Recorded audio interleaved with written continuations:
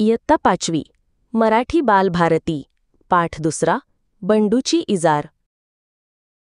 बावची गावचा बंडू शांत व कष्टाळू, आपण भलं आणि आपलं काम भलं असा त्याचा स्वभाव. सगळ्या गावात त्याच्या या स्वभावाची चर्चा. सकाळी लवकर शेतात जायचं, दिवसभराचं काम आटपून संध्याकाळी घराकडे यायचं.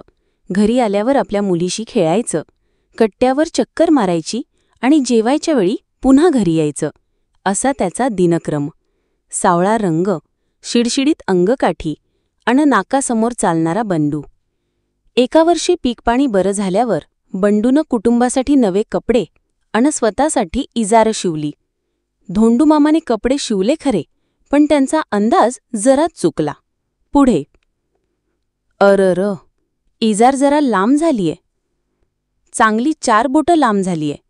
आता पुन्हा धोंडूमामाकडे जायचं म्हणजे? अगं, इजार जरा 4 बोटं कमी करून टाके घालतेस का? आवं, सकाळी सकाळी आणि काय हे? जेवण बनवायचंय, नीताच्या शाळेत जायचंय, मला नाही जमणार. सुबे, इजार जरा 4 बोटं कापून टाके घालतेस का? नाही दादा, मला केवढा अभ्यास पडलाय, आता कॉलेजची वेळ होईल. तू आईला सांग की. आई, ए आई, इजार जरा 4 बोटं कापून टाके घालतेस का? ठेव तिकडं तुझी इजार, हितं वैरण कापून कापून माझ्या हाताचे तुकडं पाडल्यात. आईने इजार एका कोनाड्यात फेकली. बंडू हिरमोसला होऊन शेताकडे गेला. सकाळीच इजार दुरुस्त करे पाहिजे होती.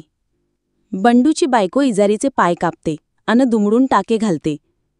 आपला भाऊ किती राबतो, कष्ट करून मला कॉलेजला पाठवतो, मी दादाचं इतकंही काम करू नये. बंडूची बहीण इजारीचे पाय कापते, दुमडून टाके घालते. उगा खेकसले पोरावर, एवढा राबराब राबराबतोय पोरगा.